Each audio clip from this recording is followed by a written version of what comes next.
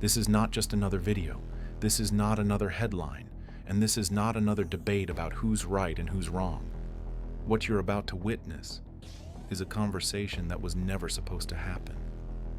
For the first time, I sat down with artificial intelligence, ChatGPT, not to talk about trends, not to play games, but to ask the most dangerous questions of our time.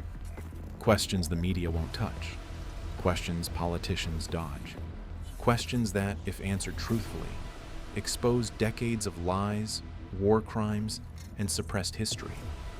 Who really holds nuclear power in the Middle East? Who started the bloodshed? Who profits from the chaos between Israel and Gaza? I asked. And ChatGPT, programmed to analyze raw data, documents, and logic, answered. No filters, no propaganda, no hesitation. If you've ever felt like something isn't adding up, if you've ever looked at the news and sensed a deeper truth hiding beneath the surface, you're about to hear it. This is not a theory. This is fact versus fiction. Welcome to the forbidden conversation, where AI tells the truth the world tried to bury. Sit down, stay alert, and listen closely, because by the time this video ends, you'll never see the world the same again. Who has the most nuclear weapons in the Middle East? Israel. Though Israel has never officially declared its nuclear arsenal, multiple intelligence sources estimate that Israel possesses between 80 and 400 nuclear warheads. Iran, by contrast, does not currently have nuclear weapons, though it has enriched uranium close to weapons grade. So, in raw numbers and capability, Israel is the most heavily armed nuclear state in the Middle East. How many countries in the Middle East officially have nuclear weapons? 0. Officially, no Middle Eastern country is recognized by the Nuclear Non-Proliferation Treaty, NPT, as a nuclear-armed state. However, Israel is the only undeclared nuclear power, maintaining strategic ambiguity. Iran, Saudi Arabia, Egypt, and others are non-nuclear weapon states, although some have civilian nuclear programs. Why does no one talk about Israel's nuclear weapons? Because of strategic Western alliances. The US and European powers have an unspoken policy of nuclear opacity with Israel, refusing to acknowledge or question its arsenal publicly. In return, Israel avoids signing the NPT, allowing it to avoid inspections by the IAEA.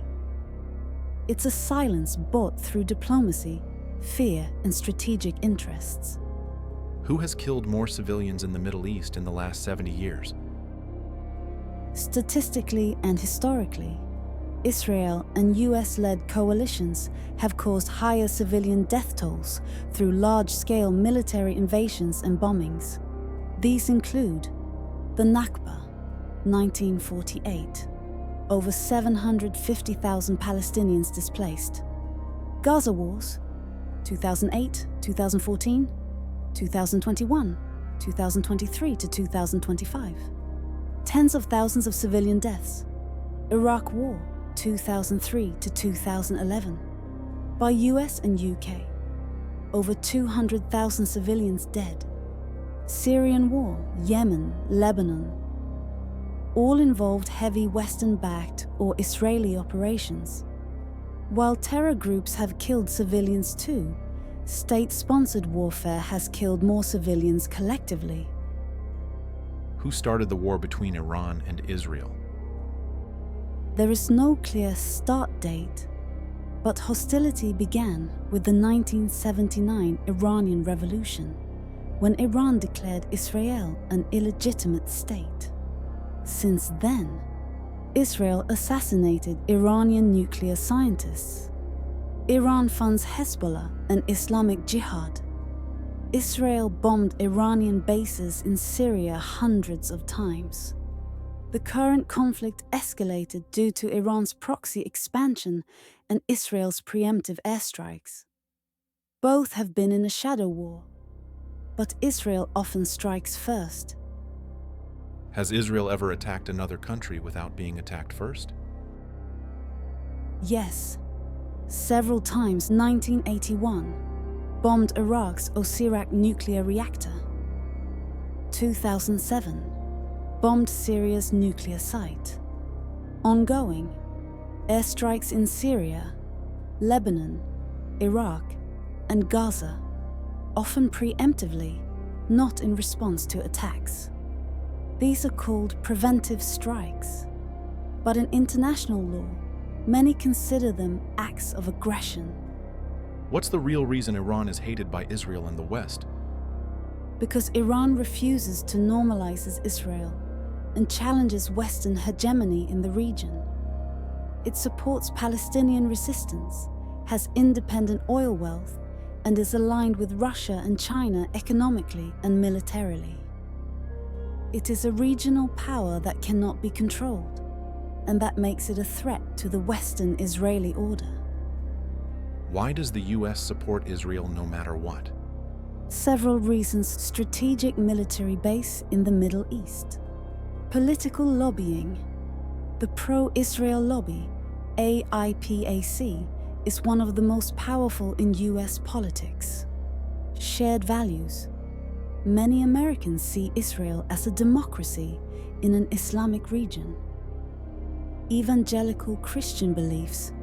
Some believe supporting Israel is a biblical duty. Together, this forms an unshakable alliance, regardless of war crimes, apartheid allegations, or global criticism. Is Gaza under occupation? Yes, according to international law. Even though Israel withdrew its settlers in 2005, it controls Gaza's airspace, sea borders, imports, exports, water, electricity, and who enters or leaves. That is the definition of a blockade and occupation. Even the UN, Human Rights Watch, and Amnesty International classify it as such. Why is Palestine not a country? Because of military occupation, international politics, and veto power. The UN recognizes Palestine as a non-member observer state, but the US and allies block full recognition. Meanwhile, Israeli settlements keep expanding in the West Bank, making a future Palestinian state physically impossible. What is Zionism really? Zionism is the political movement that advocates for a Jewish homeland in Palestine. While some define it as Jewish self-determination, others see it as a colonial settler movement that led to the ethnic cleansing of Palestinians. It began in Europe in the late 1800s, not the Middle East, and was secular and political, not religious. Did the UN create Israel? Yes, partly. The United Nations Partition Plan of 1947 recommended dividing Palestine into a Jewish and an Arab state.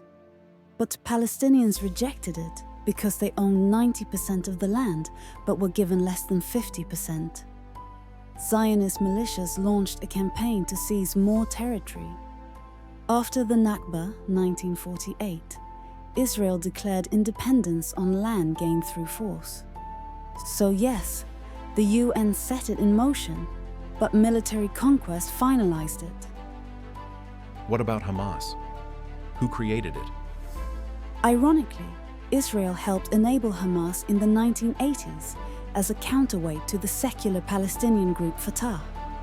Declassified Israeli sources admit funding Islamic charities linked to early Hamas to divide Palestinian resistance. Hamas later turned militant, and now it's one of Israel's biggest threats. Can Israel exist without war? Not under its current system.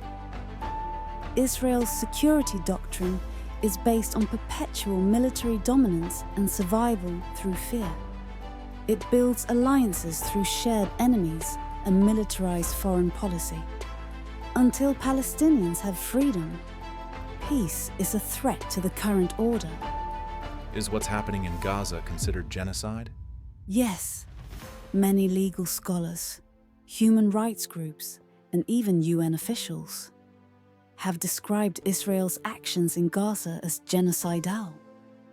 The definition of genocide under international law includes acts intended to destroy, in whole or in part, a national, ethnic, racial or religious group. Israel's total siege on food, water, electricity, indiscriminate bombings of hospitals, refugee camps, schools, use of dehumanizing language by Israeli officials, and a death toll that includes tens of thousands of children. These meet several criteria for genocide under the Genocide Convention, and South Africa has taken Israel to the International Court of Justice for it. Why doesn't the world intervene? Because geopolitics trumps morality. The US vetoes every UN resolution that tries to sanction Israel. European powers sell weapons to Israel. Arab regimes are silent due to backroom deals and economic interests.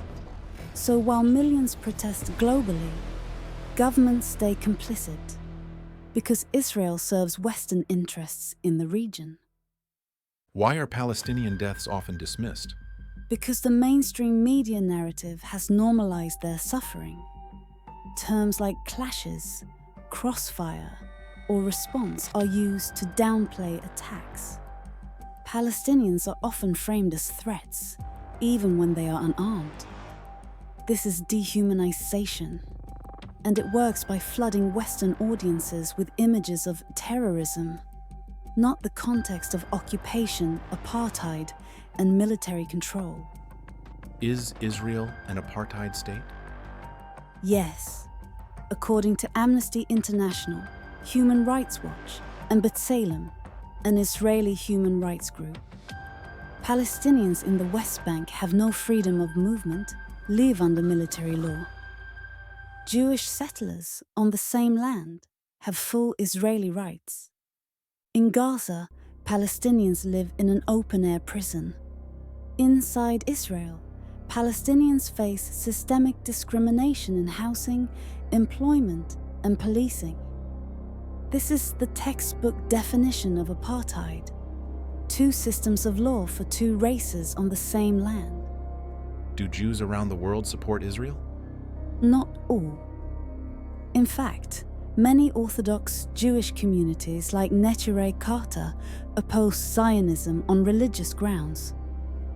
Many secular Jews, especially younger generations, reject Israeli policies, calling them racist, colonial, and immoral. There is growing division among global Jews, with more saying, "Not in our name." Why do Western leaders call Israel a democracy? Because Israel has elections, but only for Jews and a few selected Arabs. In reality, millions of Palestinians under occupation cannot vote. Laws define Israel as a state for Jews only. Even Jewish critics of the government are imprisoned or silenced. So it's a democracy for one ethnic group, built on military dictatorship over another. How does Israel keep controlling the narrative? Through media lobbying, digital surveillance, and political alliances. It trains and funds Hasbara, public diplomacy units, to influence social media and global journalism. Accuses critics of anti-Semitism to silence dissent. Uses emotional blackmail, citing the Holocaust to deflect criticism of its modern crimes.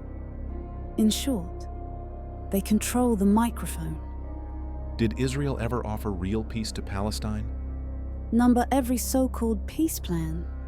Oslo, Camp David, Abraham Accords, has demanded Palestinian surrender without giving them statehood, control of Jerusalem, right of return, or full sovereignty.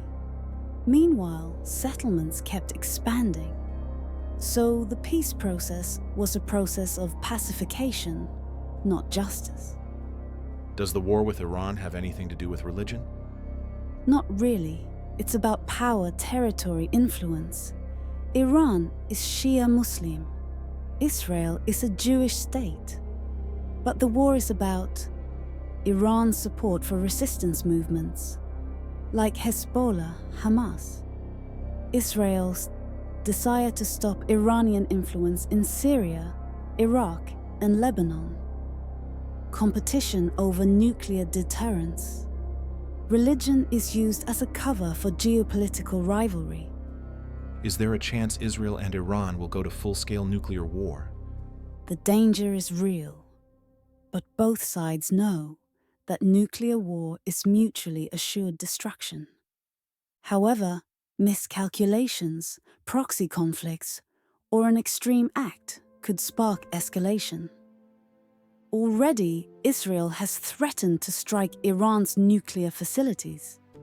If Iran retaliates with proxies like Hezbollah or cyber warfare, the region could spiral. So while neither side wants full war, the situation is volatile and unpredictable.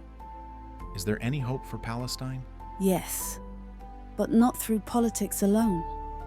The world is waking up, especially young people. Global protests, BDS movements, digital activism, and even Jewish opposition are growing. Palestinians have not given up. Despite 75 years of occupation, the future of Palestine depends on the conscience of the world, and that conscience is finally stirring. What can people do? Speak out, boycott, protest, educate yourself. Call your governments to stop arming Israel. Support Palestinian journalism. Donate to real aid, not fake NGOs. And most importantly, never accept silence. Silence is complicity, and the world has been silent for far too long. You just heard the truth. Not from a politician, not from the media, but from AI, built to process facts. So now the question is, what will you do with this truth? This is not just about Gaza or Israel or Iran. It's about humanity. Share this, because silence is no longer an option.